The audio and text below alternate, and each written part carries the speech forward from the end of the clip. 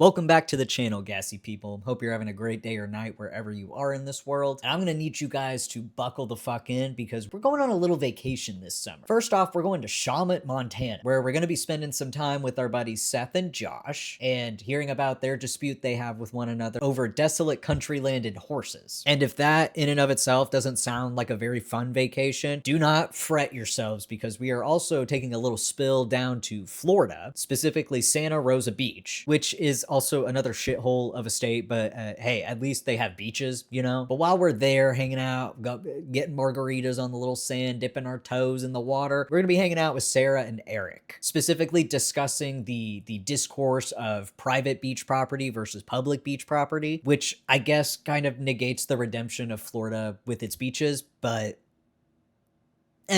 who cares? And without further ado, let's get into it.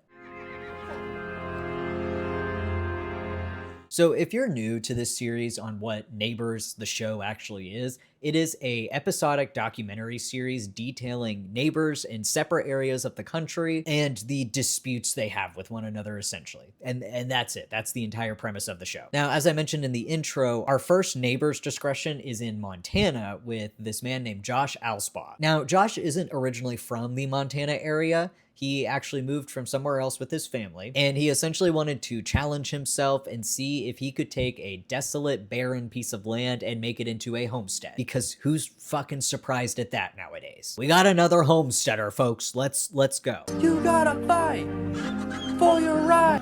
But Josh decided he wanted to move out to Montana after COVID hit because he didn't want to deal with neighbors in close quarters and all the sickness and illness that comes with living in cities and small towns. So he moves out to Montana, and he's actually surprised when he gets out there and finds that he automatically has disputes with his neighbors when they live out in the middle of Timbuk2. And this area is also just so remote. Keep in mind that his children literally have nothing to do except play with cinder blocks and like metal scraps of roofing, which Mr. Josh does not like.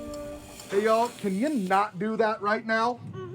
And with being out in the middle of nowhere, Josh did not realize that he was going to have to deal with neighbors so close to him, which they're literally like not even acres away. They're literally right across the field from him. And this is where we meet our other neighbor in dispute, Seth Collins. And he has similar sentiments to Josh and his family, where he and his wife also moved out to Montana, albeit in 2016, so a little bit before Josh and his family did. And their reasoning was they wanted to get away from all the crazy batshit people in Portland, Oregon. To which he follows up that statement by saying, every century in the 20th year, a plague hits. On the 20th year of each century, there's been a plague. I don't know about you guys, but that kind of sounds like the most Portland shit someone could say.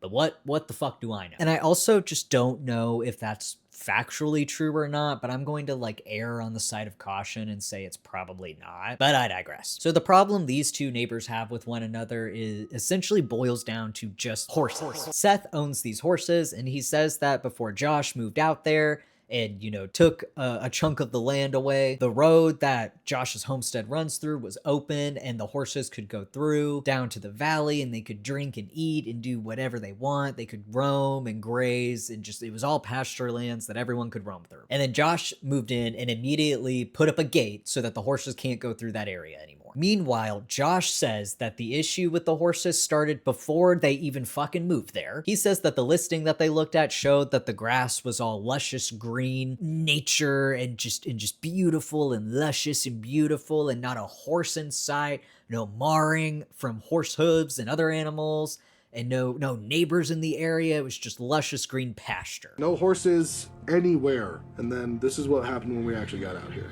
And then they move out here and horses are breaking their fence and eating their hay and destroying his property. So Josh is like, I can have that gate up.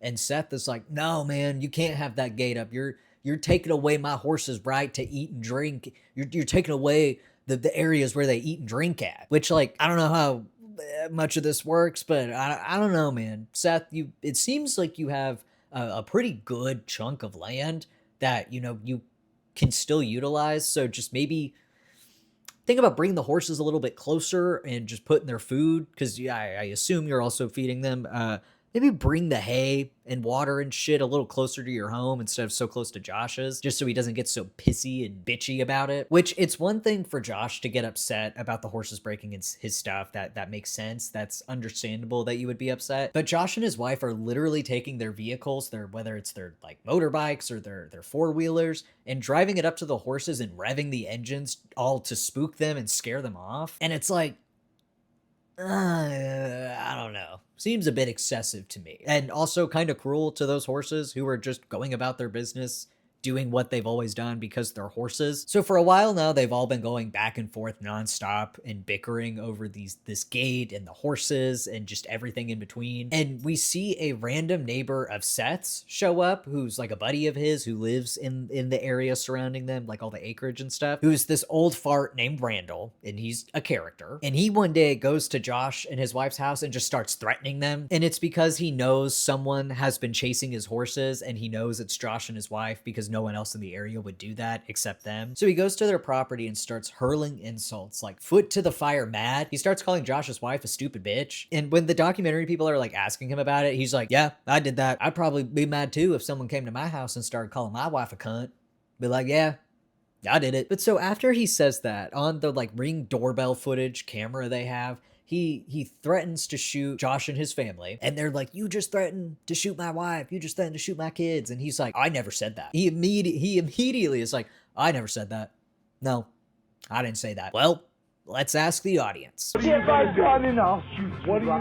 don't you ever say I did. And so Josh says that his kids are terrified, which understandably so. And he says that the gate is now like a security blanket for them, and it helps to keep them safe and make them think that they're more safe with it. But at the same time, Seth kind of makes a good point on this matter. You moved into a pasture. You put fences up everywhere. Josh, you bought land that is in the middle of a pasture surrounded by neighbors. You can't necessarily get mad that they're using the land for the purpose of horse raising when that is like what Montana and the area is known for and has always been used for in a lot of ways. I digress once again. You bring the country to the town, but you don't bring the town to the country. So then we move down to Florida, where we meet Sarah, and she's talking about her favorite beach to go to and how it's this little itty bitty sliver of fucking land sandwiched between two private property pieces. She says this is her favorite property, but then also says that her daughter is like terrified to come down there because she's constantly afraid they're going to be harassed by the property manager of that little sliver of beach, which I am going to interject very early on in this, and I'm just going to say, girl, go to a different beach. Have we thought of that? Have we thought of maybe just going to a different beach? The stress of your daughter being worried and afraid that some grown man is going to like come and harass them, all in order to go to this little bit of like little sliver of public land, just cannot be worth it, in my humble opinion. Either face the crowds or don't go to that little itty bitty beach if it's that much of a pain in the ass and causes your kid that much fucking trauma. But we see the property manager that Sarah is referring to and who her child is like deathly afraid of, a man named Brent who looks like he's made of actual leather. And we see that he has had several confrontations with Sarah on this beach about being on this private property and having to get security involved to come and take her off of it. But the first issue she has with Brent, beyond just telling her to get off of the private beach property, is that he filmed her daughter. Stop recording my daughter. Which, yeah, I get it. I wouldn't want anyone filming my daughter either, especially a grown man that I don't know. But Sarah, he's the property manager, and you are on technically private property at that point in time. And you're not leaving. And you're also filming him. It's a film-on-film crime at this point. But Brent is a property manager not just for these private properties, but for a ton of other private property beaches, and he like loves it. It's his favorite thing to do. And he also makes a good point that Sarah passes by tons of public beaches just to come to this little sliver of land, but it's like sandwiched between private properties. And like, I'm not saying that it's not her right to do so. If she wants to go to that little sliver of public land, so be it. And I don't necessarily think that the beach should be something that like rich people should be able to privatize, so like no one gets access to anything unless they have gobs and gobs of money. But at the same time, Sarah, you specifically stated that your daughter is terrified to go there, that she does not like going there because she is afraid of the property manager. And you still continue to take her there. And it seems like correct me if I'm wrong, maybe I'm going out too far on a limb here, But it seems like Sarah at this point is just going to that beach specifically because she knows Brent will be there and Brent will come and tell her she can't be there. And she's doing it just more so to get a rise out of him and to film the entire interaction so then she can get, I don't know if it's like sympathy points or whatever the fuck for it, rather than simply just doing it to stand her ground. I.e., Sarah, let your daughter have some fucking peace, please. But it's not just Sarah that Brent polices and like harasses on these beaches. He does it to several other people who also use this little public strip and other little strip areas as lounging areas. And he is, in Sarah's words, he's a bulldog hired to run people off by the private owners. Enter Eric Wilhelm. He is a private beachfront property owner who says that, in fact, these private beaches were never actually public land and they've always been privatized. And he argues that private beach owners actually do more good for the beach and the ecosystem than the lawless, uncivilized public beach owners could ever be capable of. Now, Sarah and Eric have also gotten into some altercations, which is highlighted on Facebook, especially where Eric refers to an incident with Sarah as psychotic screaming tirades on the beach by hysterical liberals. So Sarah says Eric is just disrespectful, and Eric says that he's sorry if people don't like his harsh words, and that if he could find a sensibly sane person on the other side of the fence to talk to about the matter, he would, but like he just can't. Everyone is just too hysterically liberal to talk to and reason with. I'm sure if he could find some sane, sensible person to talk to, then he for sure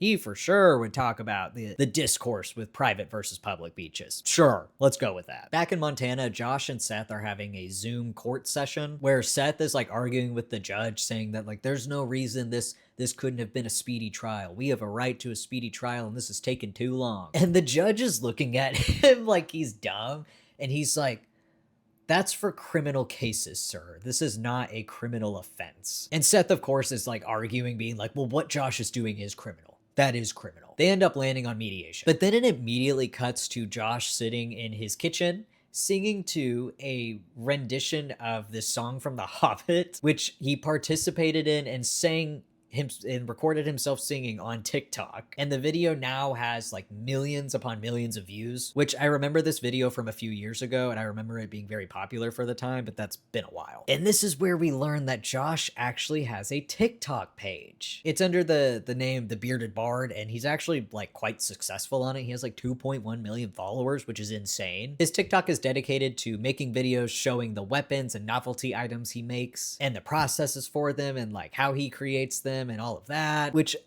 besides the weapons and like novelty items making shit, he also does skits on his TikTok page, and they're character skits, which essentially just consist of him putting on different hats like a cartoon goon and doing different voices with the hats on. And also this.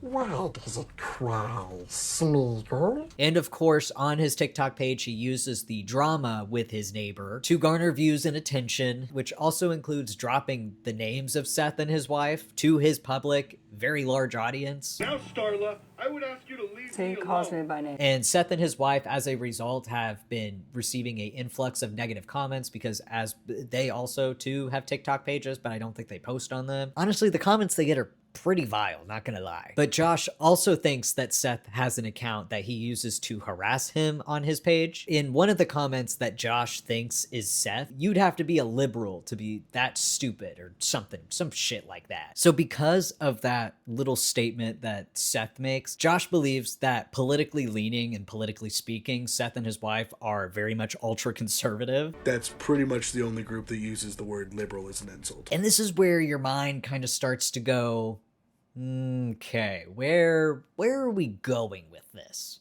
We're talking politics. Where is the correlation? Like, where are we taking this escalator down into hell to? And that's when Seth goes, we don't even need to be worrying about this silly neighbor dispute. We have bigger issues to worry and think about. What we really need to be worrying about is this government and what we're gonna do about them in their big setup, because there is an orgy of evidence, in Seth's words, though and I quote that, orgy of evidence, and he says all of this while there is a meme of Pepe doing a hand heart sign on his computer screen. Anyway, Seth is a conspiracy theorist who thinks the world is run by one big satanic cult and that the Twin Towers were an inside job, which it's like, All conspiracy theorists, they start there. That is like the baseline. It's either the moon landing was fake or the Twin Towers were an inside job. You can't escape it. God, you can't fucking make this shit up. You can't make it up. Because it's like the world cannot stop fighting and threatening nuclear warfare on one another, but by God, I'll be damned if the world leaders aren't in a secret organization orchestrating all of the despair and sorrow in this world. Seth is like,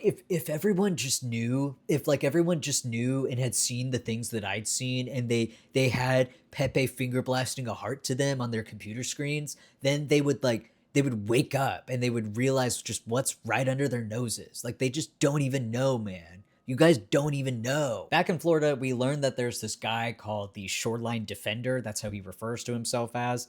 And he disguises himself so that people can't figure out his identity, because he tries to expose private beach owners for being like pieces of shit and annoying and terrible, awful people. And they use people like Brent to strong arm their way so that no one can have access to these beaches except for them and their like private little buddies. To which I low-key think he kind of makes a good point here. These celebrities and elites are so terrified of regular people, they'll hire vendors who are basically beach Nazis. I kind of touch on that a little bit in the new James Charles video I put out. If you haven't watched that, I would appreciate it if you did. But anyway, Eric has said for the last 5 years that him and his family have like feared for their lives as private beach owners, and that people like Shoreline Defender have threatened to kill them. And they've posted photos of private beach owners getting like lynched and shit. I don't live on a beach. I've never lived on a beach, so I don't know what the rules. I imagine there's like rules and regulations and shit, but like put up a fence, put up like, I don't know, fishing line or some shit, and block it off if you're that fucking anal about it. But also, if you fear for your safety that much from the general public, maybe fucking leave.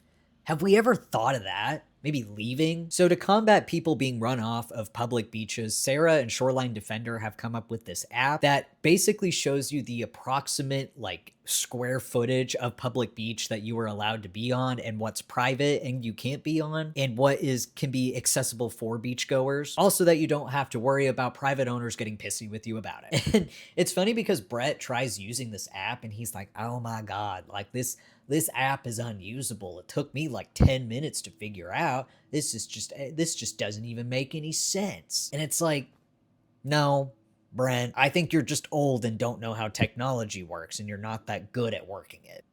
Sorry. They also show this vigilante of a man named Mike, and he's a First Amendment auditor, which he goes to places and encourages people to use their First Amendment rights in order to have access to resources and places. But the way they clip it makes it seem like he is more an agitator than a helpless man being harassed for simply using his First Amendment rights. Also, he's ex-Mormon. I don't know if that matters or not, but they mention it in the documentary, so I thought that I should mention it also. Food for thought, I guess. Back in Montana, we learned that this whole fiasco with Seth and Josh has actually put quite a bit of strain on Josh and his wife's marriage, and they're basically in the hole due to the cost of him moving out to this homestead, the legal fees and disputes, and like all this other shit. And I don't know whatever else it takes to make a homestead from scratch. Everything has put them into the hole. And Josh says that if he wasn't providing as the man of the family, if he didn't have his job and doing all of that, then he is like pretty sure his wife would just up and leave him. I think she'd basically just say, you find a different bed to sleep in, this one's mine. Which is very sad. I will say that is an ultimatum that no one wants to have to make. But also at the same time, Josh, no one made you go and purchase this desolate land and like live off of the land. No one held a gun to your head and said, you have to go live on a homestead. Provide for yourself, buddy. No one did that. Josh took that upon himself. And he's in essence blaming everything on Seth and the horses as being the cause of all of the strife and grief he has with his wife. Which, speaking of Seth, he is currently blowing holes in the mountainside. This is a cave I'm building In case of nuclear fallout for the incoming world war that is going to happen. Sure, it seems that checks out. Seems about right. But conspiracies and weird shit aside, Seth does say that if push came to shove, he would let Josh and his family come and stay in their mountain bunker with him if they needed to, which is sweet. That's nice of you, Seth. Then we get a nice-ish moment of Seth's wife going to return a rope to Josh, who is like staring at her all like trying to be intimidating and look threatening, I guess. And him and his wife are like, that ain't real, that's all pretend. That's just show for the camera. They don't mean that shit. They're riding where they're not supposed to. They're doing it on purpose. Everything has a catch to it. So remember the Mike guy I briefly mentioned earlier, the ex-Mormon? Well, apparently he uses the app that Sarah and Shoreline Defender created, and he gets into a confrontation with another beachgoer, and it goes swimmingly, as you can imagine. And pretty much every party involved in this whole beach dispute is like, this guy needs to knock it the fuck off. I am so serious right now. Sarah thinks it'll be negative press for the app, and she doesn't want it to be like impacted negatively, while Eric thinks it's just an example of the escalating hysterical liberals, etc., etc. So Sarah calls Mike about his like confrontation and like the media that's surrounding him regarding the app, and like expresses her concerns to him, like her worries about how it'll be impacted negatively. And Mike is like, it's my job to tell the people en masse that they're being taken advantage of. And Sarah is like, I mean, yeah, sure, I don't like them, you know, taking public property either, but like, we gotta go about it a little different of a way. And Mike is like, no, this guy needs his fucking teeth knocked in. To be clear, they're not safe. And that is final. First Amendment auditor out. Eric and Sarah end up having a meeting, which ultimately goes nowhere.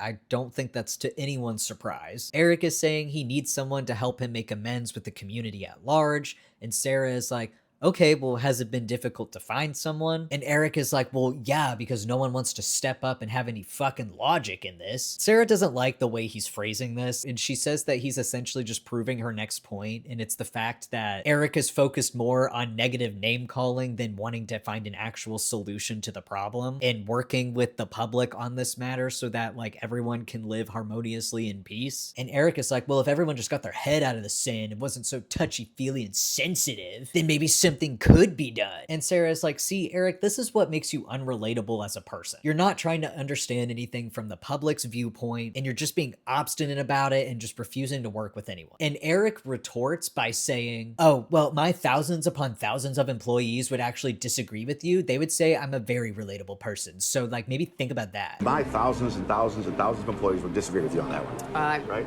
Because I'm a pretty relatable guy. And it's just like,